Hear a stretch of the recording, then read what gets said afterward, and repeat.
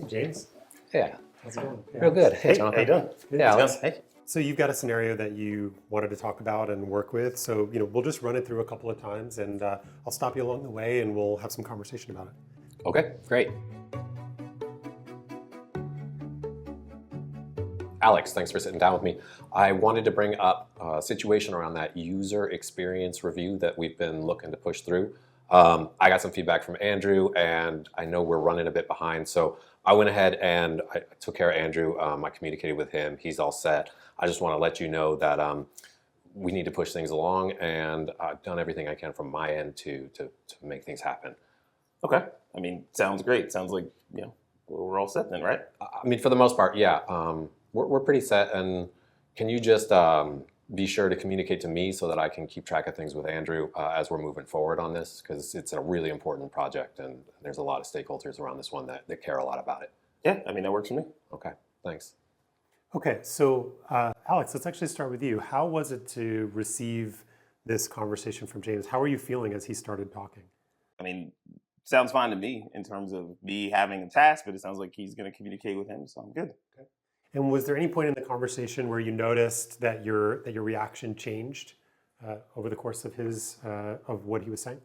Yeah, a little bit. I thought that he was going to ask me to do more stuff, but it seems like he's going to take care of it, so I feel good about that. Okay, all right. So with what you heard from Alex, when you think about your own, how you brought that conversation to his attention, how do you feel about what you shared? Was there anything that you would do differently, maybe?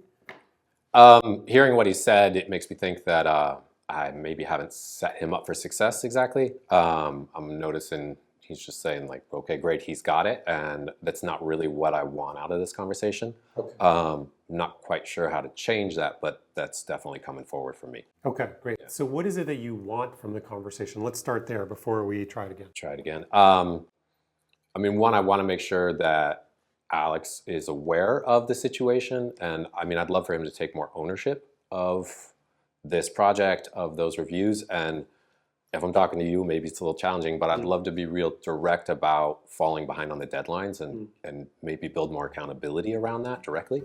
Okay, let's try it again.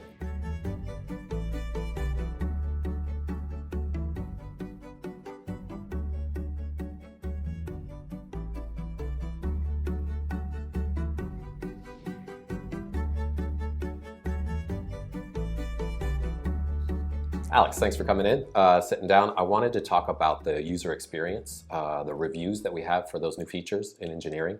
I'm curious, how's that project going? Where is it at right now? I mean, I think we're in an okay place. Definitely it's been a lot to sort of take care of and handle, but I'm feeling good about it. Okay. My understanding is that we've fallen behind on the reviews, the deadlines for the reviews, and I don't know, are you aware of Andrew as a stakeholder and how he's relating to this deadline? Yeah, I mean, yes, there are a couple deadlines that were missed a little bit, but nothing big, no huge deals, a day or two here or there, but I wouldn't say anything sort of significant. Great. And from where I'm coming from, I think you might be right.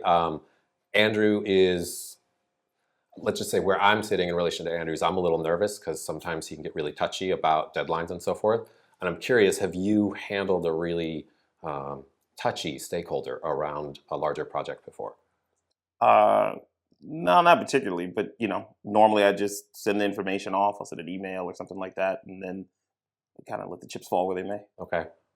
Part of me wants to jump right in and do it, like communicate with Andrew, but I'm curious if I could like maybe support you to do that communication and make sure that what he's worried about gets addressed. Yeah, I mean, I guess my question would be like, what is the thing that he actually wants? Like, what would I need to send to him to kind of calm him down? Yeah, absolutely. Thanks for asking that. Great. Take it further if you like. Yeah, so look at all the things that happened when you shifted your perspective. So let's start before we break it down. When you thought about that conversation going in, obviously you handled it entirely differently. Talk to us about what you did differently going in. What were you trying to accomplish? The biggest thing I was thinking about was how can I hand like the driver's seat over to Alex in this one. Mm-hmm. In the first take, I'm realizing I just did everything with the stakeholder Andrew. And so I was thinking about really trying to understand what experience you have with handling stakeholders to frame it up and just start to probe that a bit to see like what resources are there, what strengths do you have, and how can I support you instead of maybe do it for you. Great. So let's go to a couple of specific things that happened. There were a couple of really good things and one that I think is there to work on. So the first thing that happened, and you'll notice this as well, is you asked a question. And so something changed, right? The first time you started the conversation, what did you get back?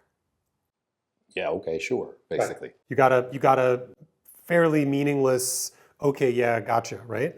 Now what happened the second time when you asked a question? He opened up and, Yeah. and Alex had a bunch to say, which was great. So he had he had something to say the first time, right? But because you didn't ask a question, the door wasn't open for him to do that.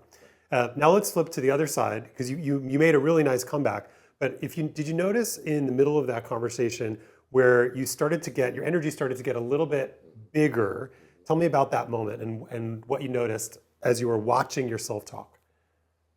I think there's a little hesitancy maybe on my part to really know how to get this handed over. And so I wanted to like take direction again and maybe got a little bigger. Yeah, so your energy got a little bit bigger. And I don't know if you noticed, I was watching Alex, but in the middle of that conversation, when you tried to like sort of reclaim the ground with some of the words that you used. And if you watch him, he was kind of sitting back a little bit. Okay, where is this going? I like where this conversation started. James showed up with curiosity. He asked me a question. I got to speak a little bit. Now it feels like it's shutting down a little bit. But then you made a great comeback. What did you do at the end? Do you remember? I think I asked him some questions around like managing stakeholders, like what his experience was. Yeah, you did that, and you were also vulnerable, right? So you even had a little bit of a smile on your face for a moment where you said, hey, this is a little bit of my worry with Andrew, right? And that disarmed the moment, right? Because it wasn't just about Alex and his deliverables and his commitments. Sure, that's in the space. But you said, hey, I'm part of this conversation too. And then he relaxed, and then the conversation went to this whole other place. And then I loved what you did by saying, hey, is this something that you have done before? And then you got a response. What was the response? Not really, was kind of what I heard. Right. So what emerged, right? So you shifting from that more superhero style in the beginning, where you were directive, you had your outcome, and you were hell-bent on getting there, to taking a more Yoda approach where you were asking some more questions, you were leaving some more space. What emerged was a growth opportunity, or at least a potential one, right? Where maybe this is an amazing thing for Alex to learn the next step of his growth for how to manage stakeholders. And you never would have got to that place if you had stayed in that directive superhero mode. Does that make sense? It makes a lot of sense, yeah. Okay. Any other thoughts from you two anything else you learned from this conversation? I definitely feel a shift in the approach. And what I take away is how easy it is for me to shift back into directive mode. Like even when I started and thought I was taking a different approach, in the middle there, I went right back into sort of trying to push things along. And so just that's my big takeaway, is to watch that, because it's so easy for me to shift gears even when I don't think I am. That's great self-awareness. Nice work, both of you.